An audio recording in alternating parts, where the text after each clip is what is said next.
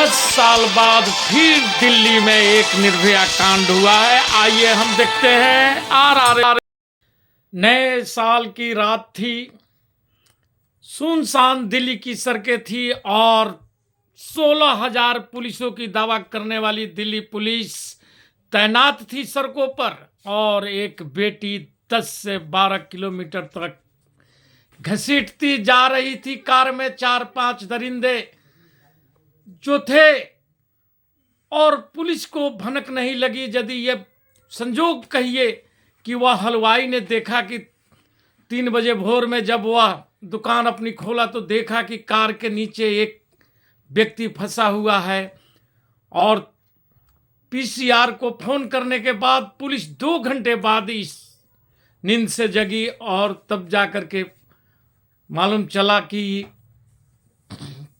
कोई व्यक्ति रोड पर एक्सीडेंट में पड़ा हुआ है। क्या आपको ऐसा नहीं लगता है कि जब बलात्कारियों, अपराधियों को यूं ही छोड़ा जाएगा और उन्हें माला पहना करके पुरस्कृत किया जाएगा तो इस ढंग की घटनाएं आम होती रहेगी? आखिर यह कब तक होता रहेगा? आइए हम इस संबंध में मिस्टर आजाद जी से इस पर बात करते हैं। रेप करने वाले जो अभियुक्त होते हैं उसको जब माला पहनाने का काम करेगी सरकार तो ऐसे लोगों के हौसला बुलंद होगा। दिल्ली में जो सरकार हमेशा बोलती रही है कि महिलाओं को दिल्ली में बहुत ही सुरक्षा दी जा रही है, पूरा देश में सुरक्षा दी जा रही है, लेकिन कल 1 तारीख को नए साल में एक 20 वर्षीय महिला के साथ में 4 से 5 किलोमीटर तक घसीट कर ले जाया गया। हमारी पुलिस कहाँ सोई थी? देखिए, हमारी सरकार कहाँ सोई है? आप सवाल खड़ा कर रहे हैं दिल्ली पुलिस के बारे में, तो आपको मालूम होना चाहिए कि दिल्ली पुलिस अभी केंद्र सरकार के अधीन है। तो इस मामले में हमारे गृह मंत्री जी को जवाब देना चाहिए कि जो सबसे ज़्यादा वो कहते हैं कि दिल्ली पुलिस सबसे ज़्यादा हाईटेक पुलिस है। मुंबई पुलिस के बारे में और दिल्ली पुलिस के बारे में पूरा मिसाल दी जाती है। तो आपको दिल्ली पुलिस जो है ना वो तो केंद्र सरकार का अधीनस्थ है, मुंबई पुलिस जो है वो राज्य सरकार के अधीन है, और जो दिल्ली के जो पुलिस है वो सेंट्रल गवर्नमेंट के अधीन है। तो सरकार को बताना चाहिए कि ये जो घटने आम में हमारी बहनें, हमारी माताएं दिल्ली में सुरक्षित क्यों नहीं है, और उल्टा ये सब लोग सवाल खड़ा करते हैं। तो सवाल है। और दूसरी बात है कि जो मीडिया में ट्रायल चलता है तो ये बात कैसे आ जाता है एक एक इनपुट के बारे में। अब देखिए जितने भी अभी केसेस हुए हैं महिलाओं के बारे में, अत्याचार के बारे में, तो इसके बारे में जो मीडिया का ट्रायल होता है वो सारा चीज़ फ्लैश हो रहा है।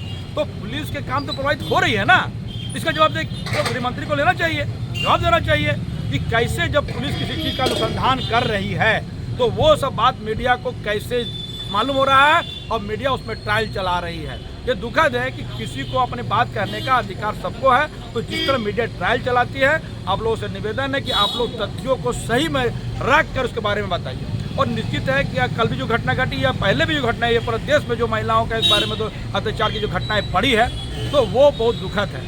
क्यों नहीं हो?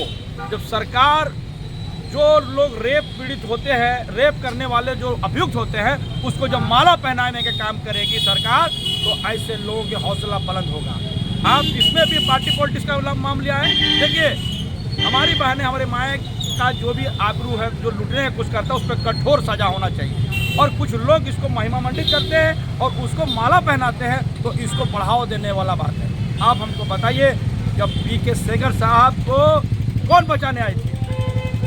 विधायक पीके सेंगर साहब जो थे वो बताइए हमको, वो सेंगर जो थे वो विधायक जी को किसने बचाने का काम किया? और कितना दिन वो सामने रहे, पुलिस को अरेस्ट नहीं की। चिन्मयानंद के मामले पे क्या हुआ? पूर्व केंद्रीय मामले को लाने वाला। तो आप देखिए कि कहीं ना कहीं सरकार की कुछ गलतियां की वजह से हमको लगता है कि इसमें कुछ बढ़ावा हुआ है, और सरकार को इस पर सोचने की ज़रूरत है, इस पर रोक लगाने की ज़रूरत है। तो एक सवाल और है आज़ाद जी, क्या हमारे देश की विधि व्यवस्था इतना चौपट हो चुका है? गृह मंत्रालय क्या कर रहा है कि एक सांसद प्रज्ञा ठाकुर दिन दहाड़े बोलती है कि आज हम सबको चाकू छुरी ले करके रखना चाहिए अपने अपने घरों में।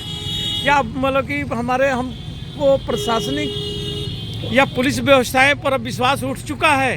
देखिए, मैं समझता हूं कि 2-4 मामले को लेकर पूरे देश की पुलिस को कटघरे में खड़ा करना उचित नहीं। कई कई मामले पे पुलिस को मतलब बहुत तत्परता से कहीं पर अपने दिलेरी से उसको पकड़ने का काम किया, अब जल्दी उस भजन करने का काम किया, उसके लिए पुलिस को भी धन्यवाद देने की जरूरत है। लेकिन जो पुलिस पर जो दबाव होता है, राजनीतिक दबाव, मैं उस दबाव के बारे में बात कर रहा हूँ। आपको मालूम होना चाहिए कि किसान का जो आंदोलन चल रहा था, किसान आंदोलन में, तो जब किसान के नाम पर कुछ लोग जब घुस गए थे दिल्ली में, तो 4 घंटा तक देखिएगा दिल्ली हाईजैक थी। आप बता सकते हैं विश्व में किसी भी देश की राजधानी 4 घंटा तक हाईजैक हुआ था क्या? कहाँ थी विधि व्यवस्थाएं? आदमी लोगों को इसका जवाब सरकार को देना चाहिए था। तो मैं समझता हूँ कि ये कहीं न कहीं सरकार के द्वारा या फिर कोई राजनीतिक पार्टियों के द्वारा जो पुलिस पर जो दबाव पड़ता है, तो उसी का परिणाम के रूप में आप उसको कह रहे हैं। नहीं, ये सवाल तो खुद सत्ता पक्ष के प्रज्ञा ठाकुर सांसद हैं, वो उठा रही हैं और दिल्ली में खुलेआम बोली हैं कि चाकू और छुरी हम सबको रखना चाहिए अपने। देखिए, जहाँ तक मेरा संज्ञान में बात है कि वो वक्तव्य दिया उस पर मुकदमा दायर हुआ है, और जाहिर बात है कि ऐसे लोगों पे अगर जैसे कि आजम खान के हेड स्पीच को लेकर उसकी सदस्यता गई, अगर इसी हेड स्पीच को लेकर और भी सांसद और विधायकों पर कार्रवाई होती तो निश्चित तौर पे इस पर लगाम लगता। तो सरकार इस पर सोचे कि कैसे करे।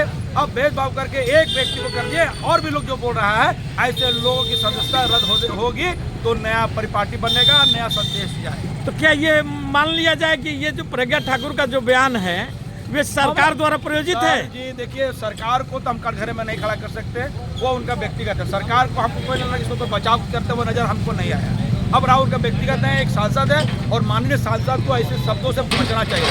और वो अब गलती की है, सरेआम की है, और एक बार नहीं कई बार उनका जो बिगड़े बॉल को लोग जो है ना बाहर के लोग साइन किया। ऐसे लोगों पे नियम सम्मत और कानूनन कार्रवाई होनी चाहिए, और ऐसे लोगों की सदस्यता रद्द होने लगेगी। जिस तरह आजम खान का हुआ था, तो एक अच्छा संदेश जाएगा और ऐसे हेड स्पीच पर रोक लेंगे। बहुत बहुत धन्यवाद आजाद जी, आपने हमारे RRS न्यूज़ को समय दिया है। नमस्कार सर, नमस्कार।